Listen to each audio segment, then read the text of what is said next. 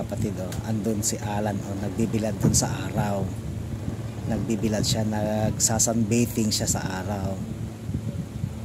Ang purpose niyan, kasi, kaya nagsasunbath sila sa araw ay para mamatay yung mga bakterya sa mga feathers nila.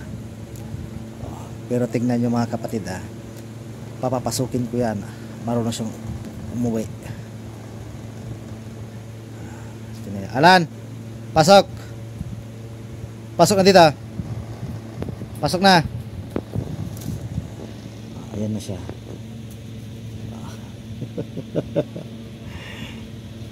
Yan, tinuruan ko siya.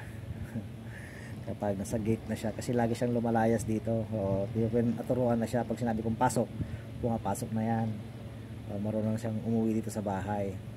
Kasi nakaraan, pinag-interesan siya.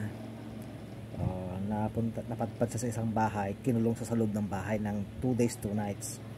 So hanap ako ng hanap yung tao na nagkulong. Nakakasalubong ko lang, pero hindi niya sinasabi na sa akin na andun pala yung ibon ko sa bahay niya. Hanggang may nagsabi sa akin na yung sabi nila, Kuya Ron, yung ibon mo andun sa kay ganito. Yung pinuntahan ko, sabi ko, Kuya, dito ba yung ibon ko? Medyo nagkampa siya, nag-stammer siya, tapos sabi, andito lang. Sabi niya, hinihintay ko nga na pumunta dito yung matang, pumunta ikaw. Paano ako pupunta doon na hindi ko lang alam, nasa sa kanya, di ba? So yeah,